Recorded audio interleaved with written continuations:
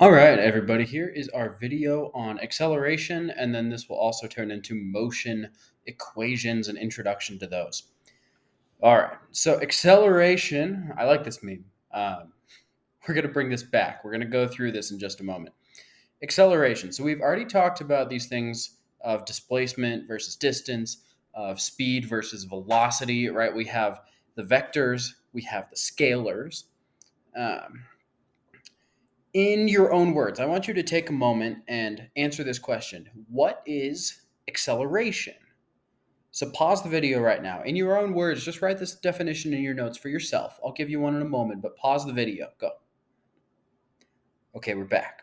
What is acceleration? Hopefully you have your own definition, but let's see what mine is.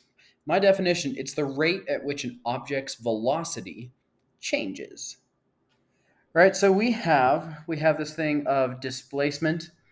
Then if we look at instead the change of displacement, right, that's our velocity.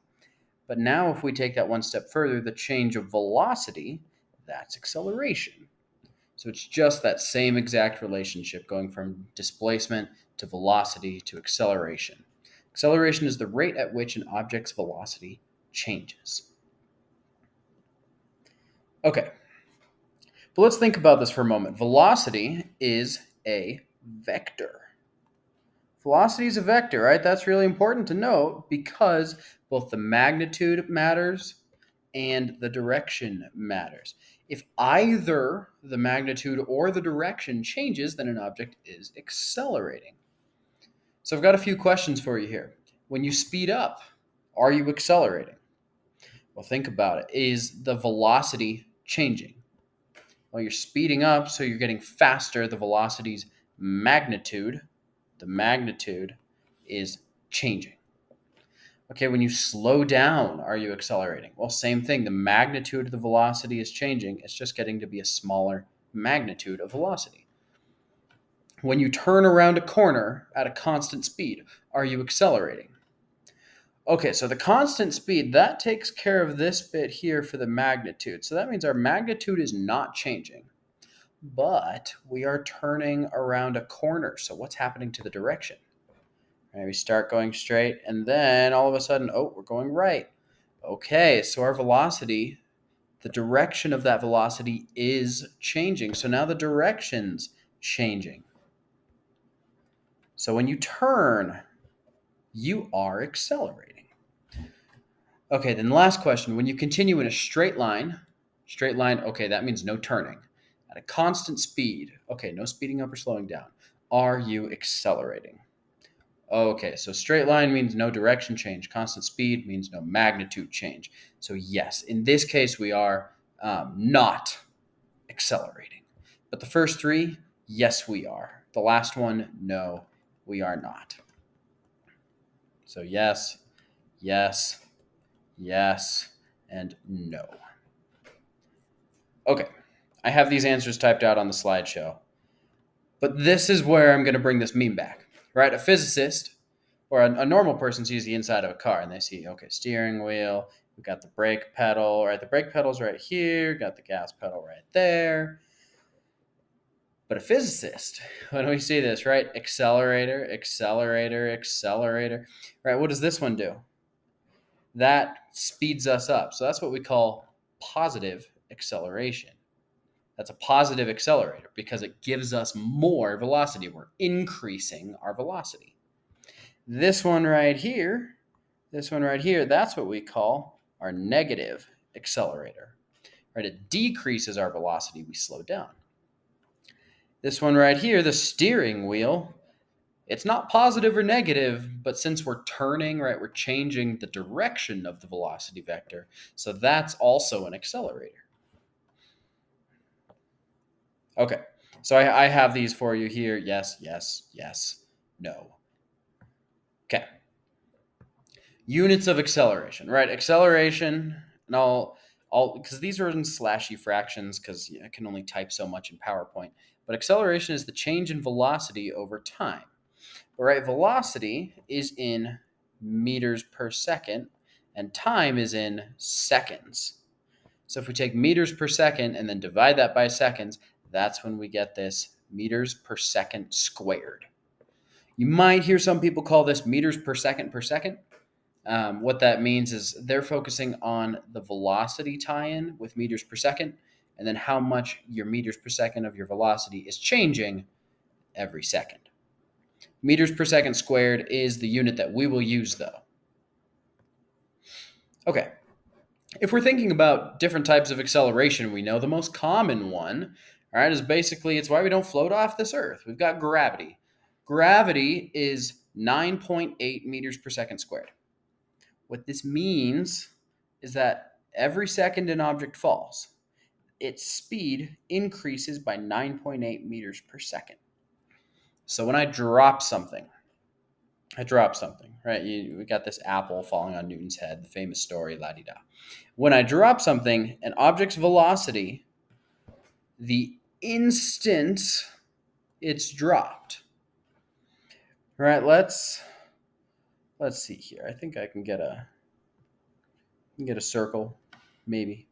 Model that we have I thought I could get a circle. Nope, guess not. Here we go. Sorry. Okay, so if I get a circle, fill that in. There we go. Let's pretend this is a like a pool ball that we're dropping here. Okay. So I've got this pool ball that we're dropping. Right, the instant that I let it go, it'll fall right down. Okay, but for just a moment, instantaneously after I release it, it doesn't move. For just a moment, it stays exactly where it is. And if you are really questioning this, you can pause this video, go find something that you can drop without damaging anything. Let it go, but take a slow-mo video of yourself letting it go. You'll see for an instant after you let your fingers go, it's still in exactly the same spot that it is for just a moment. So the object's velocity, the instant that it's dropped, and we'll say this is when you release an object, its velocity is 0 meters per second. So if I say an object's velocity is dropped, an object is dropped, that means that its velocity at the moment it is dropped is 0 meters per second. You might also hear this called, and I'll zoom in on this, released from rest. Released from rest. And if you just hear this word released, that usually also means from rest as well. The from rest is typically just implied. But if an object is dropped, if it's released, then its velocity to start is 0. Okay, but for gravity, the moment that I let this little pool ball go, right? So it's for just a moment, it's stopped, and then it starts moving downwards. Okay, so let's track the motion of this pool ball, right? Let's say that that's at 0 seconds. Now, after I let this go, let's say it falls there after 1 second. This is obviously a really slow fall. So after 1 second, it's there. But now, this pool ball has picked up a lot more velocity than it had to start, right? It started with no velocity, but now it's on its way down. It's moving through this spot. But after 1 second, what this means is that the object's velocity has increased at a rate of 9.8 meters per second every second that it falls. So after 1 second, this ball is moving at 9.8 meters per second. What this means is that after 2 seconds, let's say it's about like down there-ish. So after 2 seconds, this means that its velocity has increased by another 9.8 meters per second. So if you plug that in, you'd get 19.6 meters per second. If we let this ball continue to fall, let's say it gets down here because I have words in the way. Let's see, after 3 seconds, what's this object's velocity? Well, it should be 29.4 meters per second, right? Every second that it falls, it's just adding another 9.8 meters per second to its velocity. That is what the acceleration of gravity is. So it starts up here at rest, and then we let it go, and it's moving faster, moving faster, moving faster, until eventually we can't really keep track of it anymore because it's been moving so fast. Gravity's been acting on it for so long. Okay. So 1 second after it's dropped, 9.8. 2 seconds after it's dropped, we went through that. That's 19.6. 5 seconds after it's dropped, well, that would be 5 times 9.8. If we do 5 times 9.8, I get 49 meters per second would be after 5 seconds, is what it is. Okay. So that's gravity. But the other thing to note about gravity, and I'm going to highlight this because this is very important. This is a number that you will remember for the entire year, mostly because you have to. Acceleration of gravity being 9.8, it's just so close to 10. We just call it 10. It's so much easier than that. AP allows you to just call it 10. Every physicist in the world should just allow you to call it 10 unless you're working in a lab setting. Then you might need to use 9.8. But if you're just doing practice problems for homework, you just use 10. Okay. More on acceleration. Let's see. What is the acceleration of the car given the velocities in the data table below during the following times? Okay, so take a moment, pause this video, try this out. Okay, I'm back. So from 0 to 10 seconds, right, acceleration is the change in velocity over time. From 0 to 10 seconds, right, this is v final minus v initial divided by time. Okay, so the final velocity from 0 to 10 is 7 meters per second minus 0 meters per second, and that happened in 10 seconds. So this will give us 0.7, and then our units of acceleration, right, meters per second squared. Do not use slashy fractions. Make sure your meters per second squared is stacked vertically. Okay, 10 to 20 seconds, right? V final minus V initial. Well, we have 7 minus 7, and that happened over 10 seconds, but that gets us 0 over 10. So our acceleration is just going to be 0 meters per second squared for that set of time. Then from 20 to 30, okay, now we have 20 as our final, 7's our initial. That happened over another 10 seconds. 13 over 10, we get 1.3 meters per second squared. Okay, so there's your first little bit on acceleration. Now we can get into motion equations. So motion equations, these are how we predict about the motion of an object when we know things about the surroundings. Or we can talk about the surroundings when we can see the motion of an object. To do this, right, we have some variables here. Position, where something is, velocity, time, and acceleration. We can use some of these variables if we want to find the rest of these variables. There's some equations that your equation sheet has that helps you relate all these, and we'll walk through those. Right, but things, they change position. So we could have an initial position, and we use the subscript x sub 0 is initial position. The 0 means at time of 0 seconds. That's why we use that initial. And I say this as naught, N-A-U-G-H-T. That means there's no time, essentially. So I'll say x naught or v naught, t naught. For all those, and then x final, v final, t final. But basically what we'll use for t time initial and time final, we're just going to say time. We're just going to say t. And then initial position to final position, yes, I have delta x over here. What we're going to say is d, or displacement. Right, this d stands for displacement. And that's what we're going to use during all these equations, during these expressions. So we'll use displacement here. We'll use time, acceleration, initial velocity, and final velocity.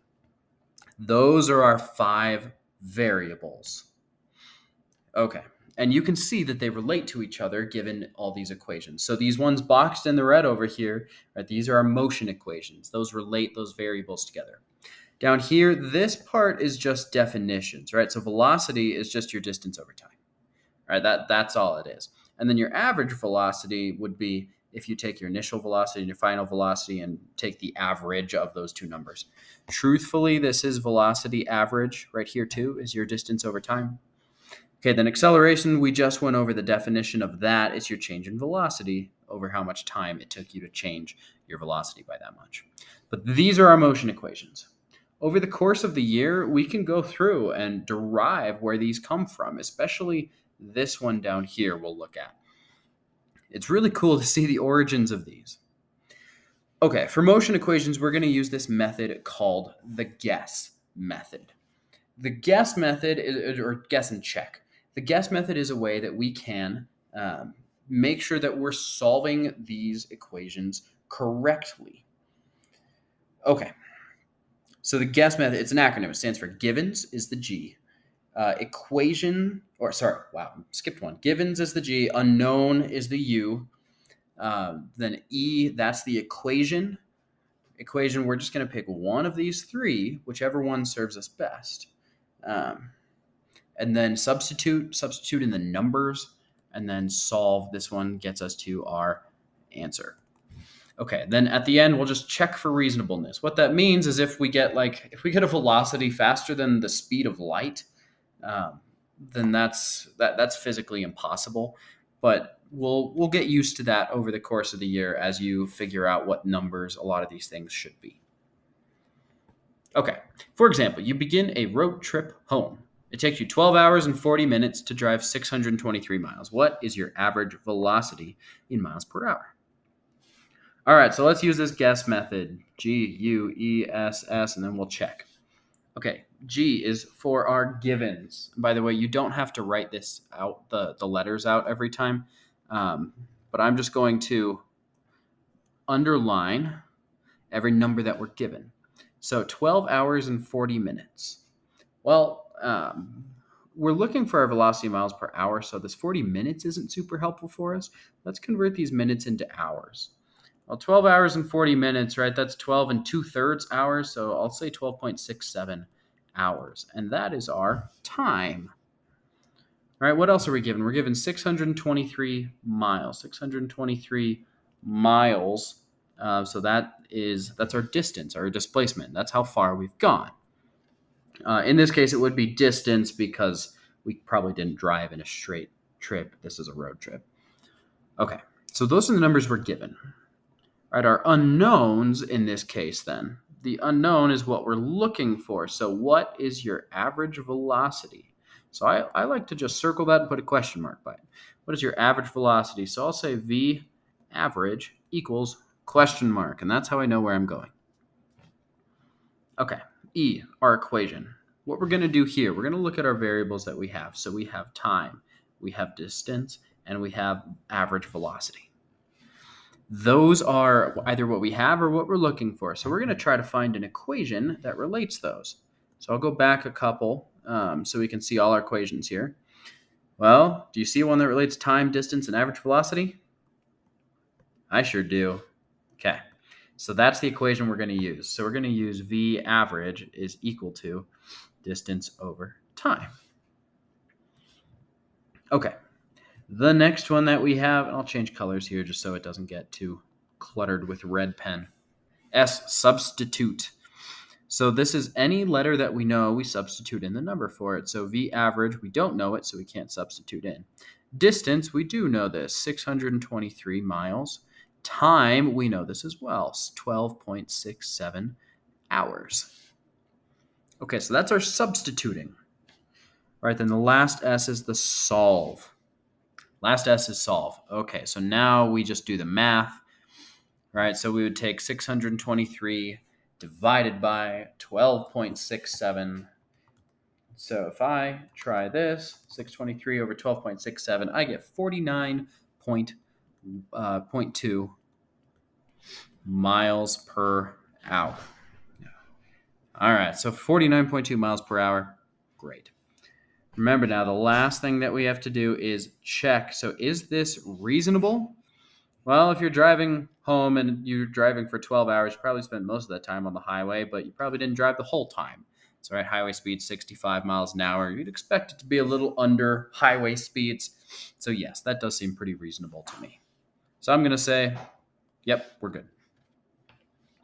Okay, there's your first walkthrough of the guess method. This was a much more straightforward problem because I wanted you to just see the method here. But let's go look at some others. I have this typed out for you, but we just went through that all. Okay. A cart accelerates as it rolls down a hill, starting from rest. If it takes 6.42 seconds to reach a final velocity of 8.3 meters per second, what's its acceleration of the cart down the hill? Okay, I like to start off by drawing a picture. Always. Okay, so we've got a cart rolling down a hill. Yay, there's our cart, and it's going to go down the hill. Perfect. But it starts, here's something that I want you to do, right? We draw our picture and we annotate our question. I like to underline everything that I'm given and circle what I'm looking for. So, okay, as we're reading through, I'm looking for numbers. It takes 6.42 seconds, okay, to reach a final velocity of 8.3 meters per second.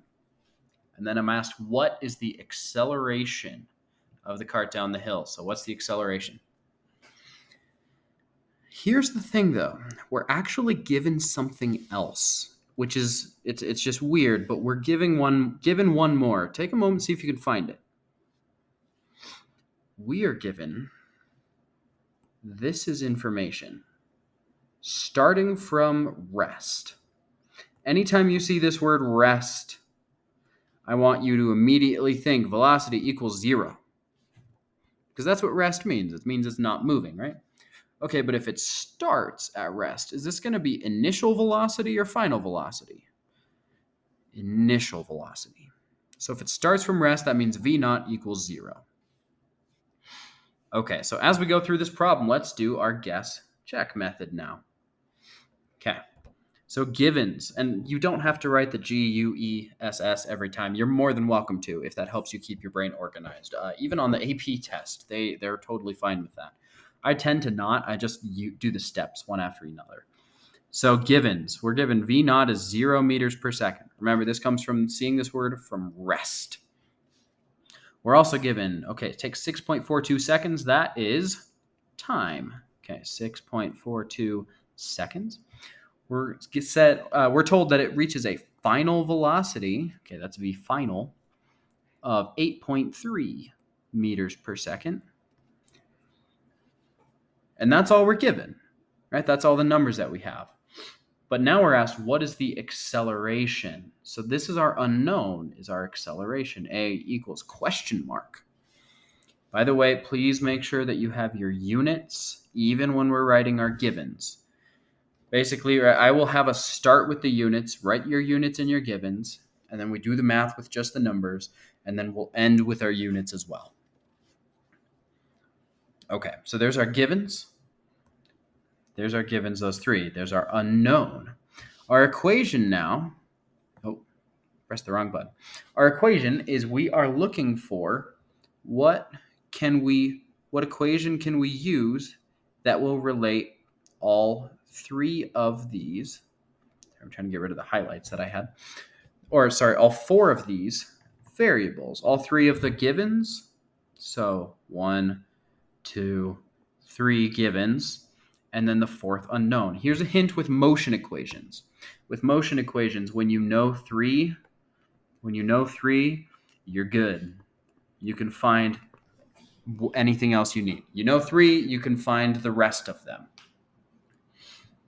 Okay, so we know V initial, time, V final. We know three, so we can find any of them. Great. If you ever are in a place where you're looking to solve a motion equation and you don't know three, you still need more information. All right, but let's take a look at our equations. And our equations, I'll have to pull this up here. Oh, it has to think really hard. Okay, here's our equations.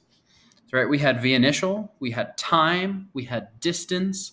Not distance, V final, and acceleration. So we had V initial, time, V final, and we were looking to relate acceleration. Is there an equation that has all four of those? Well, yes, there is. There's that one right there. Okay, so we'll use that one. V final is equal to V initial plus a t. So I will write that in our equation. V final equals V naught plus AT. Okay, and you have to write the equation with the variables only. I am not lenient on that. You must do so. AP also expects that, so I get you in the habit of it. So that's the equation. Next up is substitute. So now we'll put all the numbers that we know into the letters that they belong. So V final, right? We see that that is 8.3. Okay, equals V initial 0 plus A. We don't know A yet, so we'll leave the letter T, 6.42. Okay, so we can get rid of this 0. 8.3 is equal to 6.42 times A. Okay, so our acceleration, we're on the solve part, by the way, now. 8.3, right? Divide both sides by 6.42 to get rid of it. So our acceleration, pull out my calculator here, 8.3 divided by 6.42, I get 1.29 meters per second squared. All right. And basically all we're looking for, now we're doing our check. So our check, is this reasonable? All right, well, we went through gravity has an acceleration of 10 meters per second squared. This, I see 1.29. Well, that's less than gravity. It makes sense. When something rolls down a hill, it'll accelerate slower than if you were to just drop it. So to me, this looks good. It looks like it's a reasonable answer because it's less than gravity. All right, so there's that question.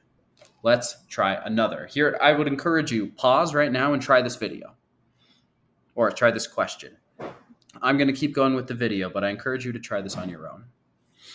Okay, a train is moving at a constant speed of 24 meters per second. So it at the start of this problem, it's moving at 24 meters per second. It then begins to slow down. Slow down.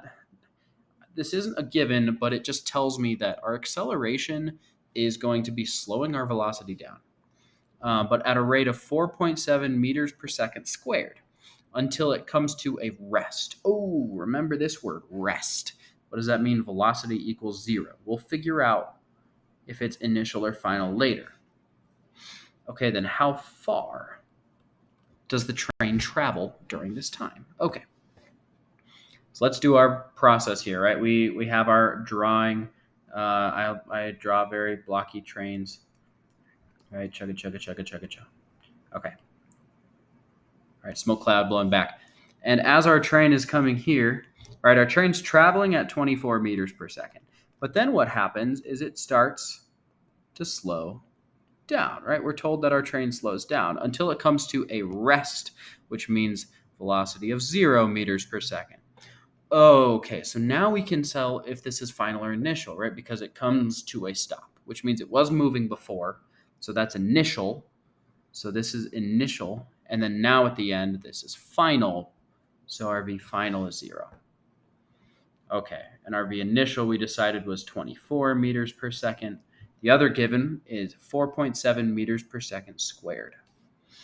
Well, let's look at our units to see what this is. Meters per second squared, is that units of distance, time, velocity, or acceleration? It's units of acceleration. So 4.7 meters per second squared. Okay, there's our 3 givens. Now we're just looking for our unknown. How far does this travel? So there's how far is distance. That's our unknown. Okay, givens, unknown. All right, go look at your equation sheet, right? Your equation sheet is on page 2 of your workbook, or it's a few slides back if you're following along on the slideshow. But page 2 of your workbook has them all. Is there an equation that relates V final, V initial, acceleration, and displacement? I sure hope you say yes. Okay, there is one. It's V final squared minus V initial squared equals 2 acceleration displacement. All right, so there's our equation. Now let's substitute in. Well, V final, that is 0 squared, minus V initial squared, that is 24 squared, equals 2 acceleration, 4.7 displacement. We don't know it, so we leave it as the letter. Okay, negative 24 squared. Actually, we can do that number. What is 24 squared? It's definitely still negative, though. Don't miss that from the minus sign. But negative 576 is equal to And 2 times 4.7, that gets me 9.4 times displacement. Okay, let's divide both sides by 9.4. Okay, so 576 divided by 9.4, I get 61.3. I didn't leave myself enough room for writing my units. 61.3 meters. Okay, 61.3 meters. That is, remember, a meter is like 3 feet. So that's about like 180 to 200 feet. Does that seem reasonable for a train to travel? I think so. So I'm going to say that gets the check. All right, that'll do it for this video. I'll end it with a good picture of Tango, my cat, just being absolutely insane because that's just the way he is. I hope you have a great rest of your day, and I will see you next time in class. Feel free to shoot me an email again if you have any questions. All right, have a good one.